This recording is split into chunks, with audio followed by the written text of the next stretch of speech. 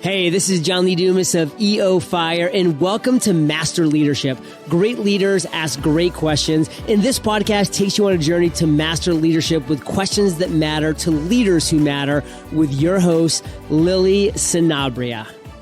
Hi, this is Lily, and welcome to Master Leadership, where we connect with leaders worldwide to gain insights on important topics to help us on our journey towards greater significance.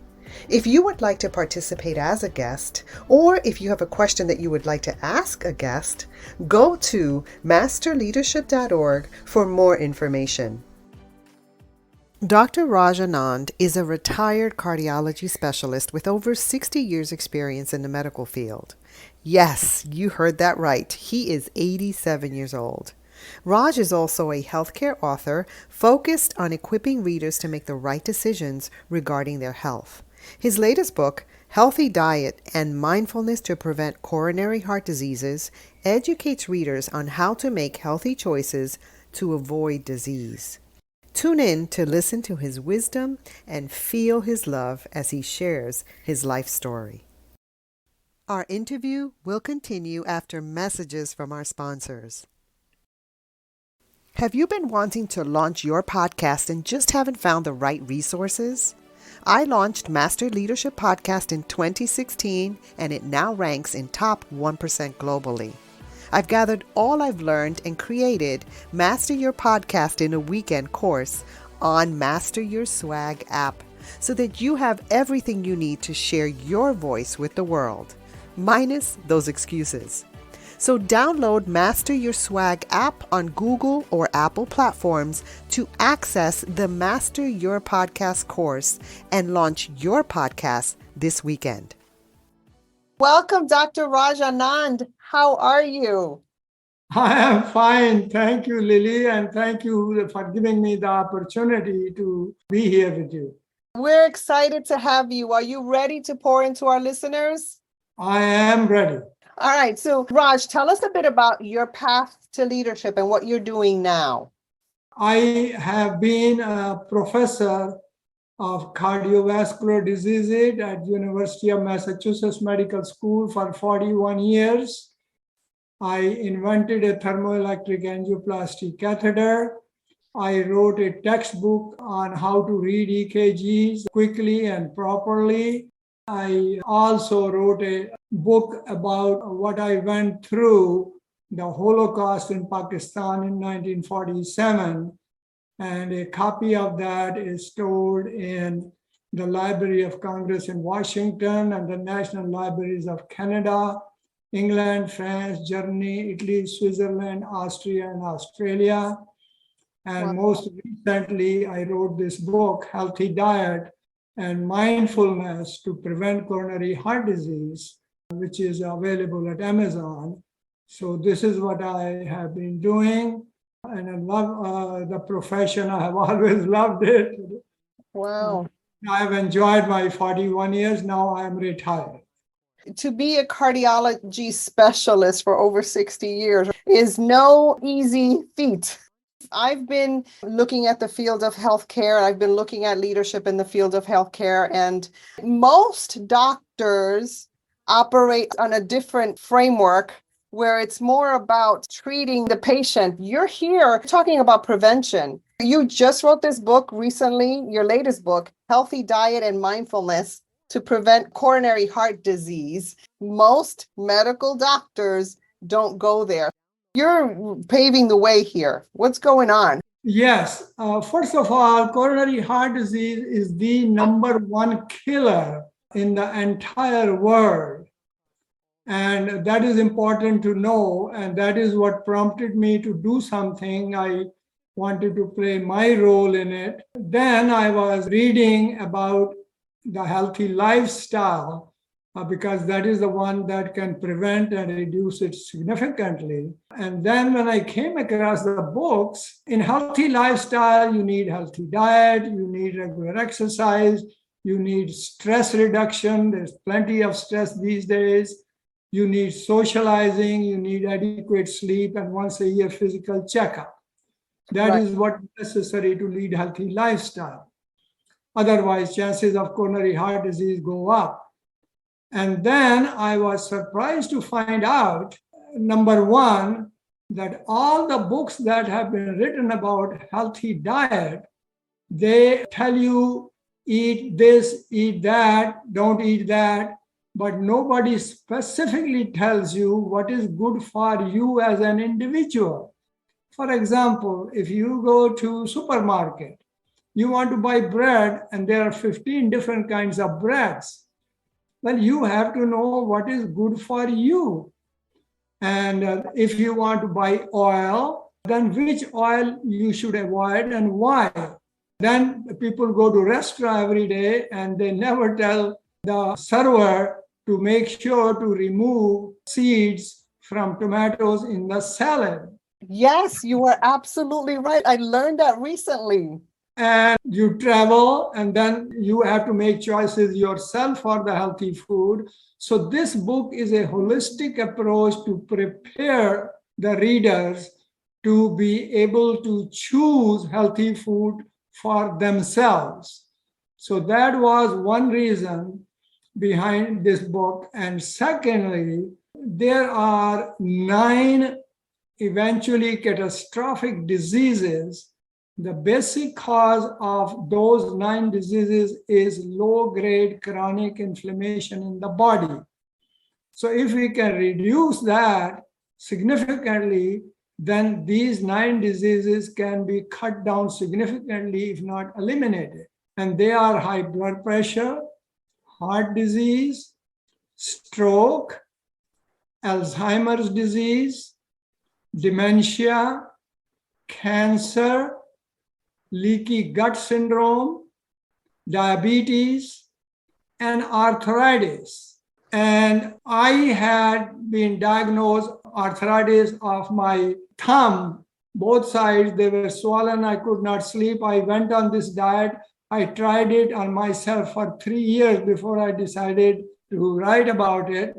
And I have, you can see, no arthritis. I can fully flex the fingers and make a fist. And there is plenty of stress these days. And stress is one of the reasons that can cause that inflammation and lead to these 9 diseases. My wife, unfortunately, 3 years ago, died of cancer very quickly within 13 days of diagnosis. And I thought I should play my part. And this book that I have written is available at Amazon, and all the proceeds go directly from Amazon to Dana-Farber Cancer Institute. I don't get any penny. It's in a loving memory of my wife. Oh my goodness. Third reason for this book is my wife encouraged me repeatedly to write this book. And when she died, I had written only 4 pages and then went on to complete it. And those are the 3 reasons why I decided to write this book. Thank you for honoring us with the story of your wife. You're an amazing person.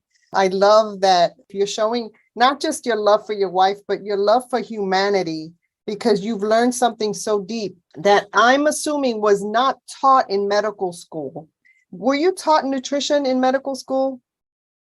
I actually was interested myself, and I did some research here and there, and finally I decided I should do something. I read 2 books. One was by Dean Ornish from California. Another one was Caldwell Esselstyn from Cleveland Clinic. Was very impressed with their work.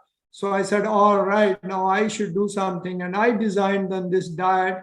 First experimented on myself for 3 years. And I found the beauty of this is that this is not dependent upon the calories. You can eat as much as you want to your satisfaction without overeating. The overeating is when after you finish, you feel uncomfortable in the stomach. And undereating is if you're hungry within an hour after this. So that way you can adjust and your body will decide what is your ideal weight, and you will start reducing weight. And when you achieve that weight, then it stabilizes. And this is the only diet which has been scientifically proven also according to Dean Ornish and Caldwell Esselstyn, which really works and reduces the weight without limiting calories. I honor you and I appreciate that you're bringing this to us. You know, typically traditional medicine doesn't include nutrition. I love that you're bringing this up. And as leaders, one of the areas where we need to lead ourselves well is in our health, our physical health. Sometimes we get so caught up in our organizations or in the task that we need to lead in that we forget to take care of us. So this is really great work, and I thank you. You know this, right? One of the things is knowing that we need to do things, and another thing is actually doing it. So behaviors. So what are some behaviors that everyone should know, which are critical for being healthy long-term and aging well like you are? Thank you so much. One thing is very important, and that is start with stress reduction, along with a healthy diet and regular exercise. Now, stress reduction, I got involved in it about 2 years ago, and it is in my book. There is a full chapter on stress reduction. It tells you the technique of mindfulness practice, and that has been shown at MIT and Oxford University in London, that if you practice this regularly, it leads to actual physical changes in your brain. And that is the one that helps you retain your memory, stay young, and avoid all these diseases. And I'm determined to play my role to control cancer. I love who you are in this world, Raj, and what you're doing. And we're honored to have you on our program. Now, do you have a website? Yes, it's called Raj K, one word, RAJKANAND, rajkanand.com. And on my website, at homepage, there is something about me, about my wife. Then there is podcast, and there is a card. If you go there, you can connect yourself directly with Amazon and review my book. And after that, if you decide to buy, you can order right on that site directly to Amazon, and the monies will go directly from Amazon to Dana-Farber Cancer Institute without my knowledge. I'm so impressed. How old are you, if you don't mind me asking? My 87th birthday is in September. All right. So you're 87 years old. You were able to get on Zoom. You were able to go through all the little technology quirks that we were experiencing. Not only that, you're marketing well, my friend. Thank you. And to add a little to it, I exercise 1.5 hours each day, 6 days a week. And I do yoga, I do Tai Chi, I do interval practice on the bicycle. And that method really strengthens quite a bit. And then walking, I do 30 Western exercises on top of that. And I complete about 51 exercises in 3 days, and then again repeat them 3 days. And then there are some weights involved also for building the arm muscles. With all due respect, you're pretty badass. That's awesome. Love it. Now, Raj, as a lifelong learner, what are you learning right now? Every day is a learning day. Actually, I find out that here where I'm living at senior living after my wife's death a year ago, 1.5 years, actually, I moved here. They requested that I teach meditation. So 3 times a week, Monday, Thursday, and Friday for 1 hour, I teach meditation, and Tuesday, Wednesdays, I do myself on Zoom with other groups. I learn every time something new. I love it. Wow, you are a busy man. As a matter of fact, I have already started my next book, which will be Aging Slowly. Love it. You are aging slowly and you're aging well, my friend. We need you around. I would recommend everyone go to internet and type 5 blue zones. That will show them the 5 zones, one being in Japan, Okinawa, one in Italy, one in Greece, one island in Costa Rica, and then Loma Linda in California, where there's large population of people living over 100 years old, and they are active and their memories are intact.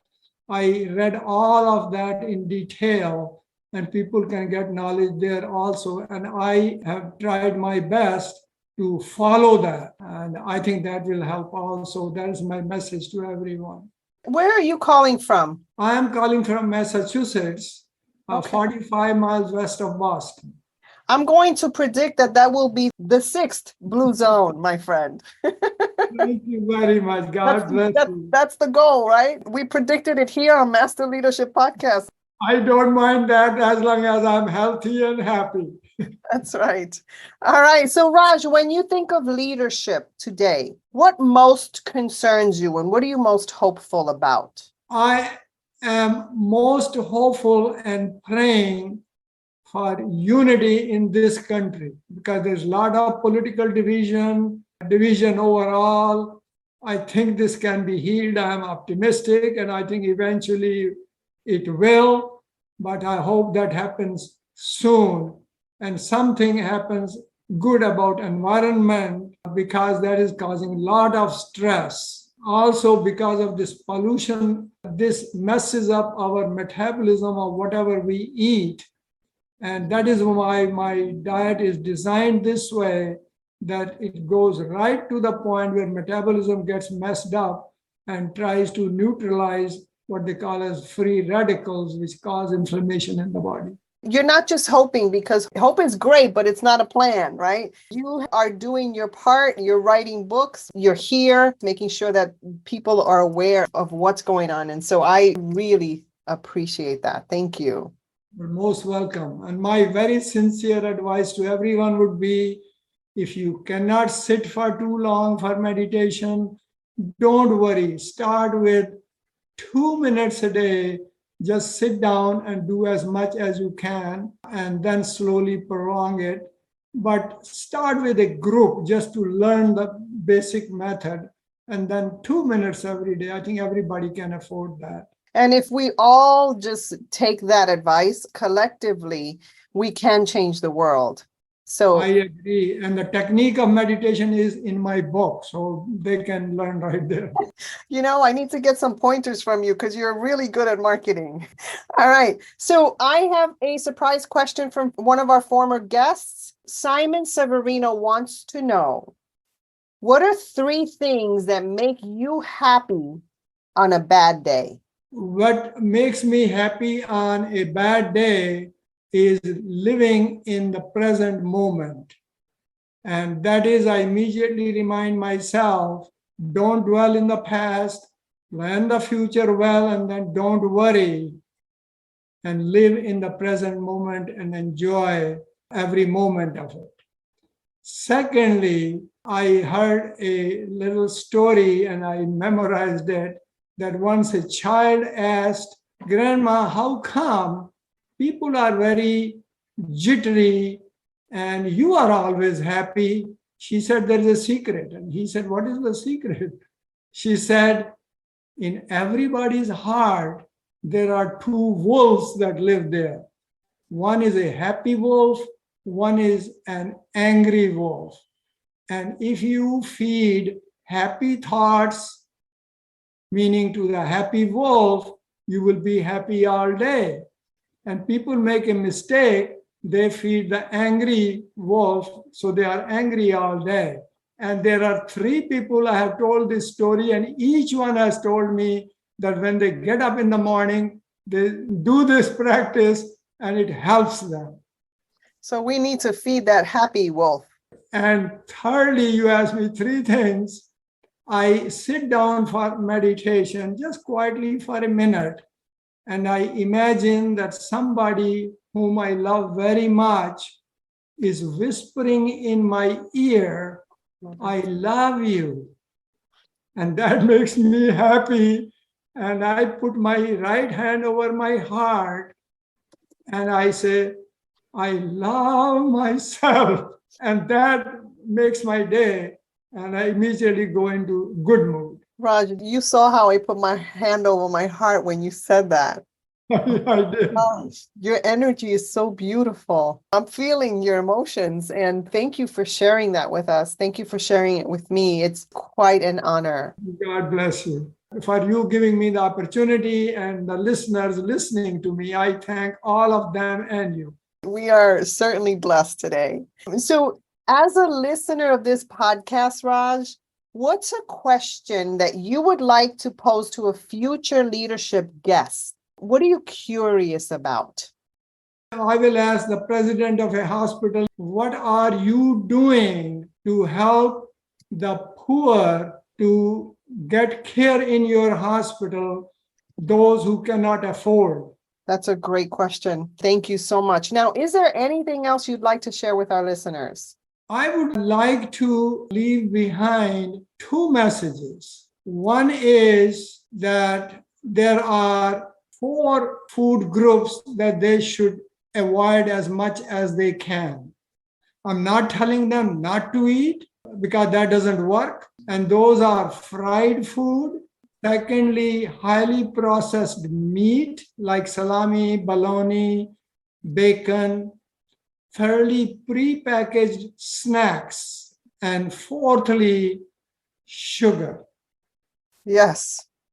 So these things they should avoid, and they should eat fruits, vegetables, beans, whole grains, nuts, seeds, all in the book. And if they remember only one thing, that is, take as much of antioxidants every day as you can.